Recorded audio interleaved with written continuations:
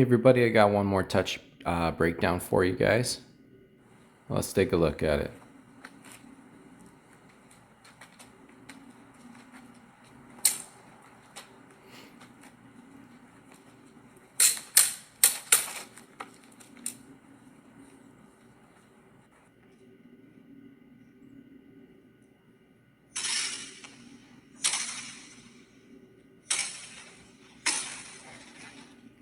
Awesome. So again, parry riposte, that's what we're talking about. But here we're going to take a look at the setup is a little bit different. So one of the things you're going to notice is that I'm using old style broadsword footwork. So we're talking like Thomas Page, Lonergan, McBain has it too. And basically what I'm doing here is I'm kind of taking small preparatory steps on a traverse. So you can see at the beginning I'm moving back and forth, and now I'm switching between inside outside guards. This is a little bit more like the guards that you'd see out of Lonergan than anybody else. He's kind of my favorite broadsword fencing master. So you can see a wide outside guard here, and what I'm going to do is pivot and step into an inside guard, and then back to an outside guard, moving the sword around a little bit. And then there's small kind of inside outside motions here, turning of the wrist. And every time you're doing that, what you're doing is you're limiting the other person's options. But that kind of position where you're in that wide outside guard is really strong for basket hilted broadsword.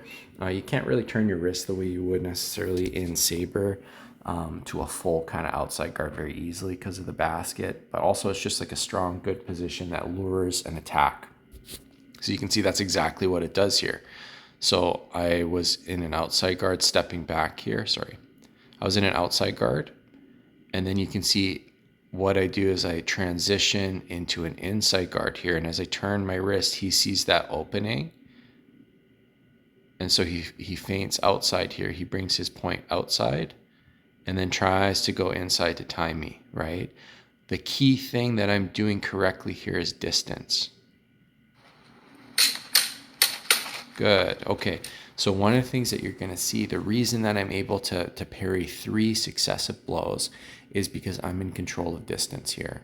So the main key when you're parrying is you don't want his sword point to be very far past your hilt, because he literally cannot hit you at that point, and you can land a good parry. So that's the ideal distance for parrying, is with his point a couple of inches past your hilt.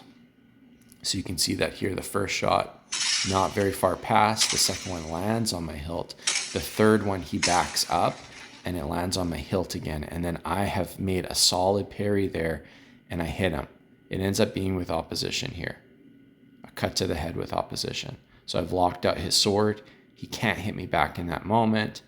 He recovers. Maybe he could try something, but my hilt is right in the way, right? It's protecting my whole body. At the very most, maybe he could hit my arm. Unlikely with a basket hilt. So let's take a look at that again. So I limited his option here. He feints, parry.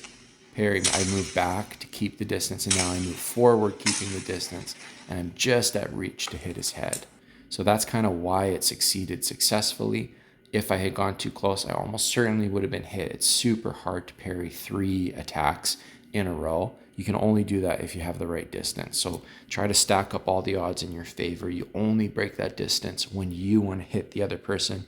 You don't want to allow them to break it. And if you do that, most of the things will be successful that you do. Distance is the number one error that people make. Most of the touches you land on the other person will be because they made a slight error in distance. Sometimes timing, other things come up. Most of them are distance errors. So if you're interested in learning how to fence, historically, check us out. We have a group, a program called Storka Defensa. It's with a lot of the best coaches that you can find around. Really strong Highland broadsword, saber, longsword, anything you can think of. But you'll learn to think and fight like this.